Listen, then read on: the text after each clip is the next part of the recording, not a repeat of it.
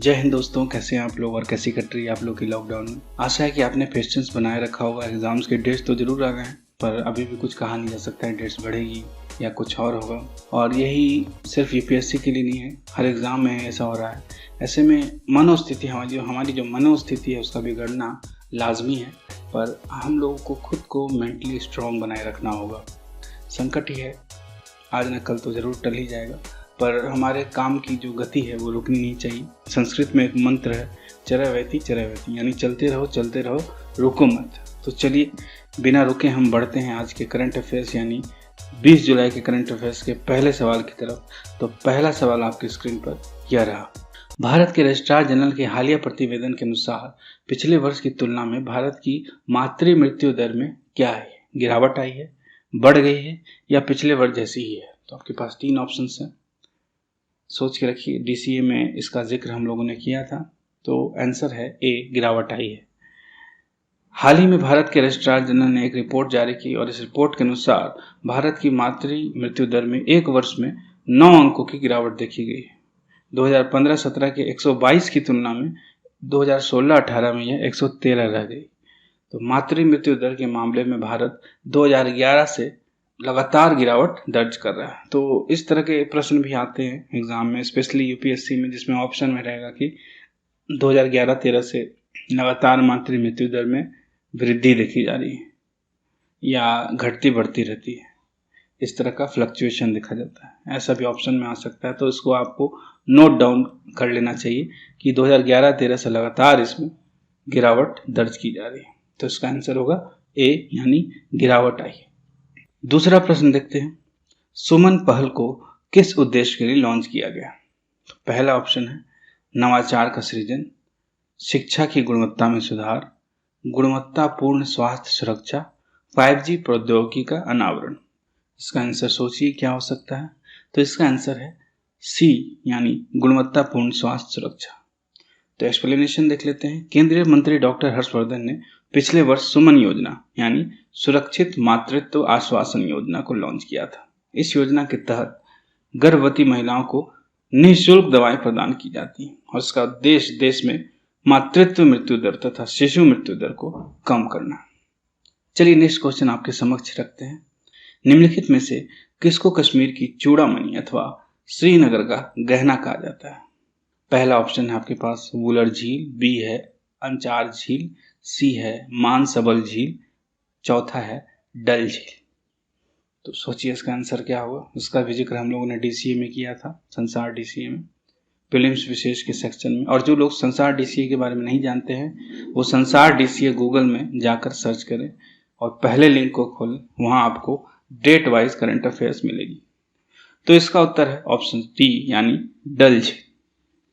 जम्मू कश्मीर संघीय क्षेत्र में दूसरी सबसे बड़ी झील का नाम डल झील है। इस डल झील को कश्मीर की चूड़ामणि यानी jewel in the crown of Kashmir अथवा श्रीनगर का गहना यानी श्रीनगर ज्वेल भी कहा जाता है।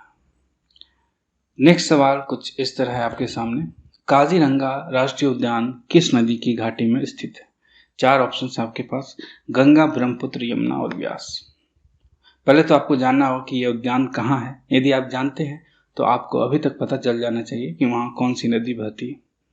तो इसका आंसर है ऑप्शन बी, यानी ब्रह्मपुत्र। काजीरंगा राष्ट्रीय उद्यान असम की ब्रह्मपुत्र घाटी में स्थित है। 1974 में इसे राष्ट्रीय उद्यान की पदवी मिली। 2007 में यह व्याघ्र आश्रयणी घोषित किया गया। 1985 में इसे यूनेस्को वैश्विक धरोहर स्थल घोषित किया गया। चलिए नेक्स्ट सवाल को देख लेते हैं। नेक्स्ट सवाल है, संयुक्त राष्ट्र आर्थिक एवं सामाजिक परिषद के विषय में निम्नलिखित कथनों पर विचार करें। तो आपके पास 2 ऑप्शन है यहाँ। इसकी स्थापना भारत के स्वतंत्रता से पहले हुई थी। दूसरा स्टेटमेंट जो है इसमें प्रत्येक सदस्य का कार्यकाल जो है वो कितना वर्ष होता है? 3 वर्ष होता है। तो 2 स्टेटमेंट है और उसमें आपको चुनना कि कौन सही है और कौन गलत है।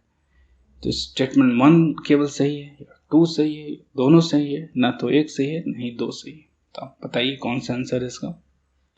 इसमें पहला स्टेटमेंट मैंने जानबूझकर डाला है कि यदि आपको एग्जैक्ट ईयर का पता नहीं है तो कम से कम इतनी जानकारी होनी चाहिए कि यह कितना पुराना परिषद हो सकता है। एक ब्रॉड आइडिया आपके मन में होना चाहिए।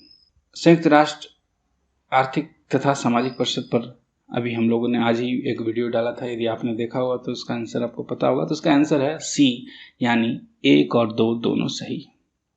तो यह परिषद जो है संयुक्त राष्ट्र संघ के कुछ सदस्य राष्ट्रों का एक समूह है जो सामान्य सभा को अंतर्राष्ट्रीय आर्थिक एवं सामाजिक सहयोग एवं विकास कार्यक्रम में सहायता करता है। तो इसकी स्थापना जो है 1945 में की गई थी, इसलिए पहला स्टेटमेंट जो है वो सही है।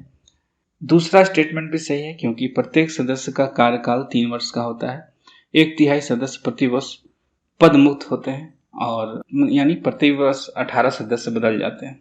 पद मुक्त होने वाला सदस्य पुनः निर्वाचित भी हो सकता है, तो ये भी याद रखिएगा।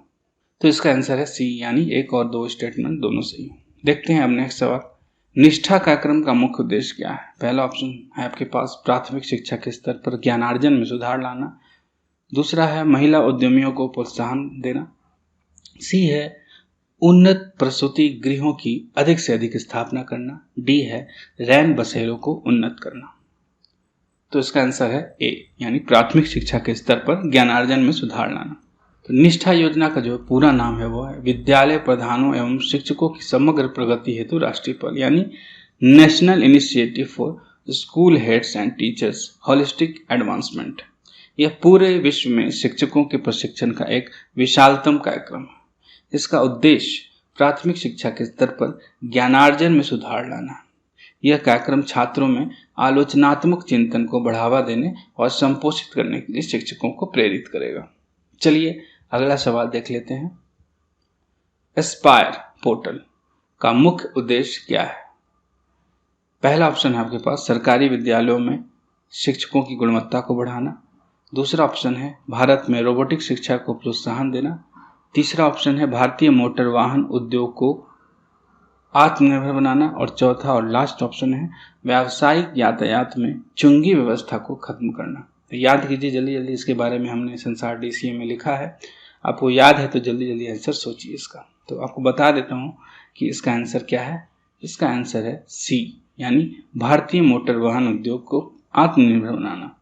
चलिए इसका एक्सप्लेनेशन देख लेते हैं। International centre for automotive technology द्वारा मोटर वाहन उद्योग हेतु Aspire automotive solutions portal for industry research and education, इसका फुल फॉर्म है, वो तैयार किया गया।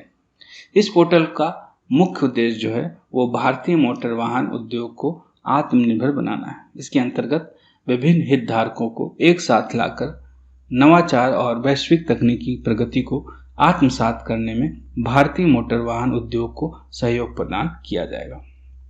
नेक्स्ट सवाल थोड़ा टफ है, चलिए आप कोशिश कीजिए। ये रहा सवाल, किहिटो होलोन बनाम जचहिल्लू बनाम अन्य 1992 वाद में सर्वोच्च न्यायालय द्वारा कौन सी व्यवस्था की गई।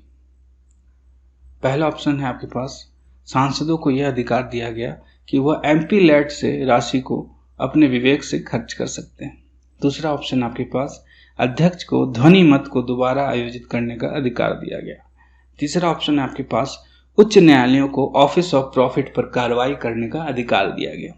चौथा ऑप्शन है आपके पास विधायकों को निर्योग्य घोषित करने के मामलों में अध्यक्ष को व्यापक विवेकाधिकार दिया गया। यह टॉपिक काफ़ी चर्चा में था, क्यों चर्चा में था उसको बता देता हूँ आपको, शायद इससे आपको हिंट मिल जाए। वो था राजस्थान से कुछ रिलेटेड न्यूज़। राजस्थान में सियासी उठापटक के बीच इस वाद को एक बार फिर याद किया गया। विधायकों को निर्योग्य घोषित करने के मामलों में अध्यक्ष को व्यापक विवेकाधिकार दिया गया है। यदि अध्यक्ष कोई निर्णय लेता है तो उसको न्यायालय में चुनौती दी जा सकती है, परंतु न्यायालय प्रक्रिया को स्थगित अथवा अवरुद्ध नहीं किया जा सकता। इस प्रकार यह स्पष्ट है कि ऐसे मामलों में न्यायिक समीक्षा तभी होगी जब अध्यक्ष ने कोई निर्णय पारित कर दिया हो। तो ऐसा मामला बार बार सामने आते रहता है, कभी मणिपुर को लेकर आता है तो कभी हाल में कर्नाटक में आया था, पर अंत में ऐसी याचिकाओं को न्यायालय के द्वारा खारिज कर दिया जाता है और 10वीं अनुसूची के तहत अपने अधिकार क्षेत्र की सीमा का हवाला देते हुए कोई भी आदेश को पारित करने से इनकार कर दिया जाता है न्यायालय के द्वारा। चलिए नेक्स्ट सवाल देखते हैं। विश्व का सबसे लंबा समुद्र के भीतर का ऊर्जा केबल कहाँ बनने जा रहा है। इसका भी हम लोगों ने प्रीलिम्स विशेष में संसार डीसीए के लास्ट में चर्चा की थी हम लोगों ने। गेस कीजिए। ये सब सवाल वही है, कट टू कट क्वेश्चन है। यदि आप जानते हो तो जानते हो, नहीं जानते हो तो आप एग्ज़ाम में छोड़ देना, उसको कभी भी गेस करके सवाल को सॉल्व करने की कोशिश मत करना, क्योंकि नेगेटिव मार्किंग आ जाएगी। तो मॉस्को और व्लादिवोस्तोक के बीच बनने जा रहा है, टोरंटो और वाशिंगटन डीसी के बीच बनने जा रहा है, ब्रिटेन और डेनमार्क के बीच बनने जा रहा है, मेलबर्न और वेलिंगटन के बीच। तो इसका आंसर है सी, यानी ब्रिटेन और डेनमार्क के बीच बनने जा रहा है। तो चलिए इसका एक्सप्लेनेशन देख लेते हैं। नवीकरणीय बिजली को आपस में बांटने हेतु ब्रिटेन और डेनमार्क के बीच विश्व का सबसे लंबा यानी 767 किलोमीटर वाला समुद्र के भीतर का ऊर्जा केबल बनने जा रहा है, जिसके लिए निर्माण कार्य लिंकनशायर में प्रारंभ हो चुका है, जो इंग्लैंड में है। लिंकनशायर इंग्लैंड में ही है और इसको काउंटी कहते हैं वहाँ पर। तो आपको पता होना चाहिए कि काउंटी प्रशासन की एक इकाई होती है, जैसे भारत में राज्य व जिला होते हैं ना, तो वैसे ही इंग्लैंड में काउंटी कहते हैं। तो यह विभाजन मुख्यतः ब्रिटेन यानी इंग्लैंड, वेल्स और स्कॉटलैंड तीनों आते हैं उसमें।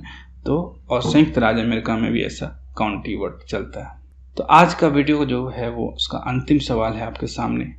गुंटूर सन्नम मिर्च को जीआई टैग प्राप्त है, तो यह मिर्च जो है मुख्यतः कहाँ मिलता है?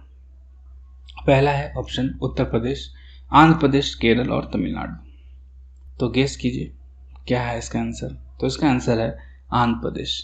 तो आंध्र प्रदेश के उत्तर पूर्वी भाग में कृष्णा नदी डेल्टा में स्थित है गुंटूर, इसलिए नाम से ही स्पष्ट हो गया कि इसका जो आंसर है वो आंध्र प्रदेश ही होगा, यदि आप जानते हैं कि गुंटूर जिला आंध्र प्रदेश का जिला है।